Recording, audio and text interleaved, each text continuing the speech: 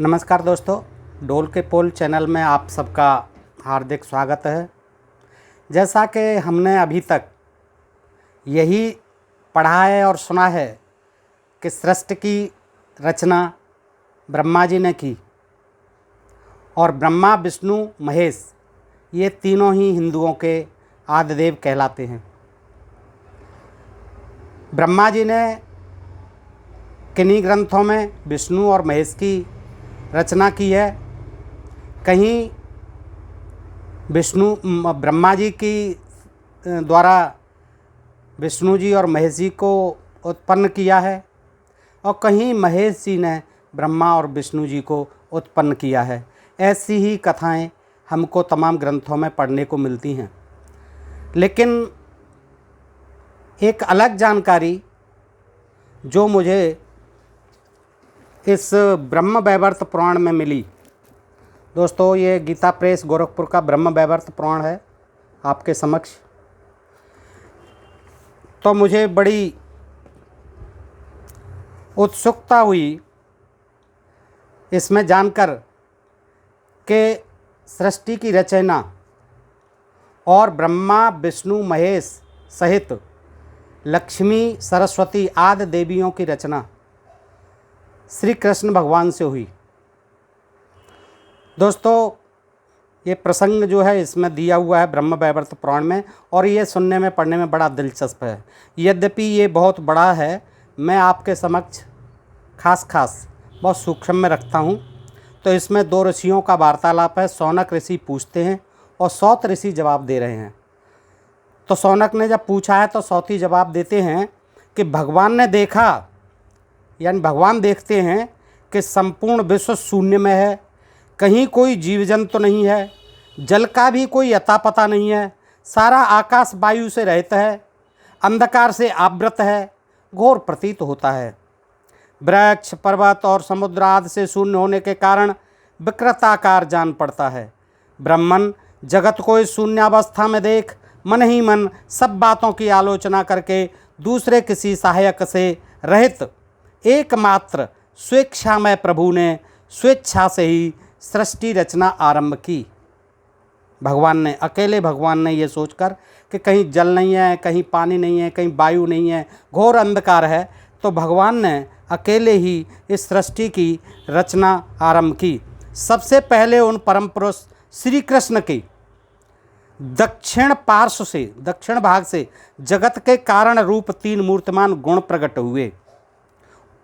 उन गुणों से महतत्व, अहंकार, 5 तन्मात्राएं तथा रूप, रस, गंध, स्पर्श और शब्द, ये 5 विषय क्रमशः प्रकट हुए। तदनंतर श्री कृष्ण से साक्षात भगवान नारायण का प्रादुर्भाव हुआ। श्री कृष्ण के शरीर से भगवान नारायण का प्रादुर्भाव हुआ, यानी अवतार जन्म हुआ, जिनकी अंग कांति श्याम थी। श्याम रंग के थे, सांवले रंग के थे, काले रंग के थे। वे नित्य तरुण पीतंबरधारी तथा बनमाला से विभूषित थे। उनके 4 भुजाएं थीं। उन्होंने अपने 4 हाथों में क्रमशः शंख, चक्र, गदा और पद्म धारण कर रखे थे। उनके मुखारबिंद पर मंद मुस्कान की छटा छा रही थी। वे रत्नमय आभूषणों से विभूषित थे, सारंग धनुष धारण किए हुए थे। श्री कृष्ण के सामने खड़े हो दोनों हाथ जोड़कर उनकी स्तुति करने लगे। यानी नारायण जी 4 भुजाओं में चक्र, गदा, पद्म और शंख ये धारण किए हुए थे और 5 में हाथ का पता नहीं, उसमें ये सारंग धनुष भी कहीं धारण किए होंगे। और वो विष्णु का ही रूप हैं। ये नारायण वो प्रकट हुए हैं और हाथ जोड़ करके श्री कृष्ण की स्तुति कर रहे हैं। नारायण बोले, जो वर श्रेष्ठ वरेण्य सत्पुरुष में द्वारा पूज्य वरदायक वर देने वाले और वर की प्राप्ति के कारण हैं, जो वेदों के बीज, वेदोक्त फल के दाता और फल रूप हैं, वेदों के ज्ञाता, उसके विधान को जानने वाले तथा संपूर्ण वेदवेत्ताओं के शिरोमणि हैं, उन भगवान श्री कृष्ण को मैं प्रणाम करता हूँ। इस प्रकार विष्णु भगवान श्री कृष्ण भगवान के हाथ जोड़ के स्तुति करते हैं। ऐसा कहकर वे नारायण देव भक्ति भाव से युक्त हो उनकी आज्ञा से उन परमात्मा के सामने रमणीय रत्नमय सिंहासन पर विराज गए। ये तो विराज गए, ये भगवान नारायण थे, विष्णु जी थे। इन्होंने स्तुति की, उन्होंने बाएं अंग से इन्हें श्री कृष्ण भगवान ने पैदा किया और अभी ये रत्नमय सिंहासन पर आशीर्वाद लेकर श्री कृष्ण जी का विराज गए। दोस्तों, मैं अपनी तरफ से कुछ नहीं कह रहा हूँ, ये सब आपके सामने प्रस्तुत कर रहा हूँ इस पुराण से। सौती क्या कहते हैं आगे कि हे सौनक जी, तत्पश्चात परमात्मा श्री कृष्ण के वाम पार्श्व भगवान से प्रकट हुए। वाम पार्श्व से भगवान से प्रकट हुए यानी बाएं भाग से। वो दाएं भाग से हुए थे विष्णु जी और अब बाएं भाग से प्रकट हुए। उनकी अंग कांति शुद्ध स्फटिक मणि के समान निर्मल एवं उज्ज्वल थी। उनके 5 मुख थे। महेश जी पैदा हुए शिव जी, उनके 5 मुख थे और दिशाएं ही उनके लिए वस्त्र थीं। उनके प्रत्येक मस्तक में 3-3 नेत्र थे। उनके सिर पर चंद्राकार मुकुट शोभा पाता था। परमेश्वर शिव ने हाथों में त्रिशूल, पट्टिस और जपमाला ले रखी थी। ब्रह्म तेज से जाज्वल्यमान भगवान शिव वैष्णवों के शिरोमणि हैं। वैष्णवों के शिरोमणि बताए हैं इसमें, जबकि वो शैवों के शिरोमणि हैं। प्रकट होने के पश्चात श्री कृष्ण के सामने खड़े हो भगवान शिव ने भी हाथ जोड़कर उनका स्तवन किया। उस समय उनके संपूर्ण अंगों में रोमांच हो आया था। नेत्रों से अश्रु झर रहे थे और उनकी वाणी अत्यंत गदगद हो रही थी।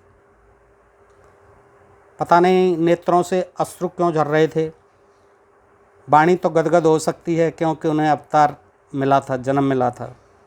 महादेव जी बोले, जो जय के मूर्तिमान रूप, जय देने वाले, जय देने में समर्थ, जय की प्राप्ति के कारण तथा विजयदाताओं में सर्वश्रेष्ठ हैं, उन अपराजित देवता भगवान श्री कृष्ण की मैं वंदना करता हूँ।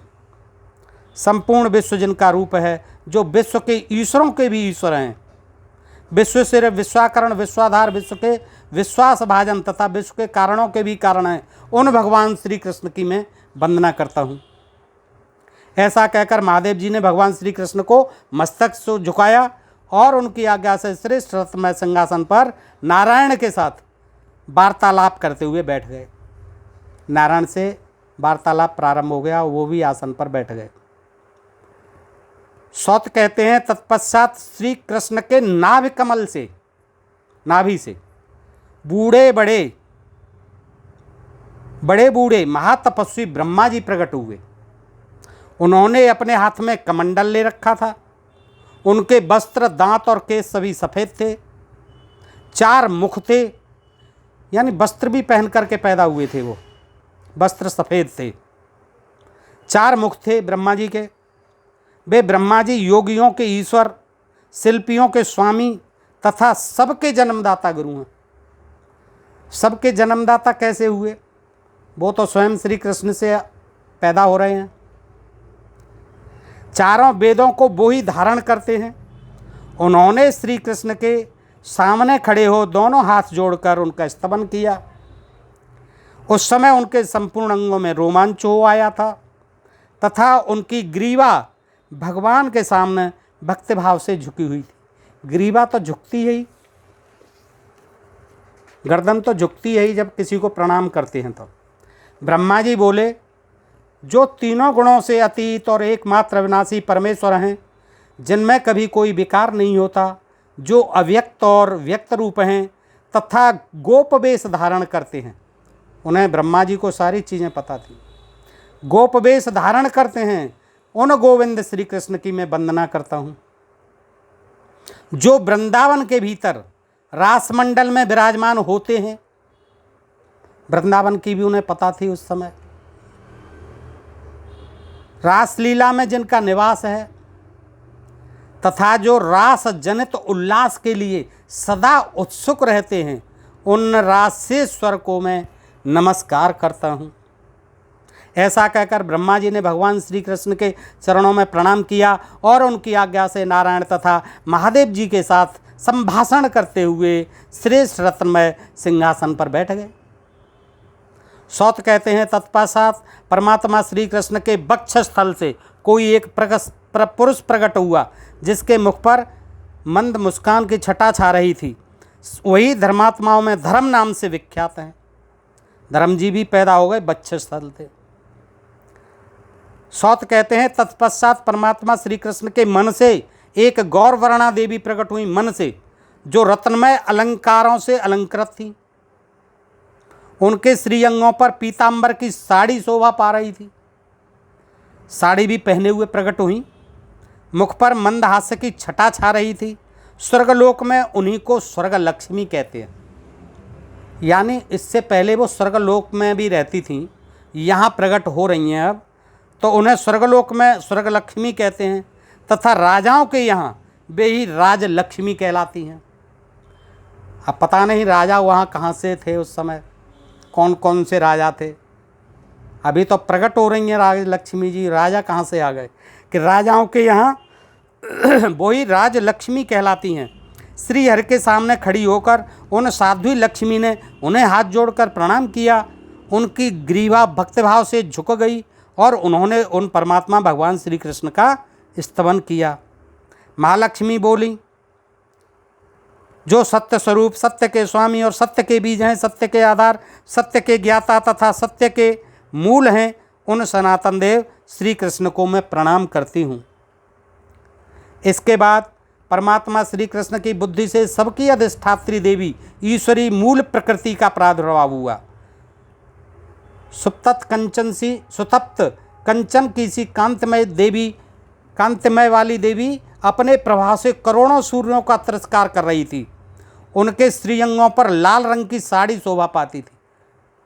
ये प्रकृति देवी प्रकट हुई और इनके अंगों पर प्रकट होते ही साड़ी शोभा लाल रंग की शोभा पा रही थी और रत्नमय आभूषणों से विभूषित थी।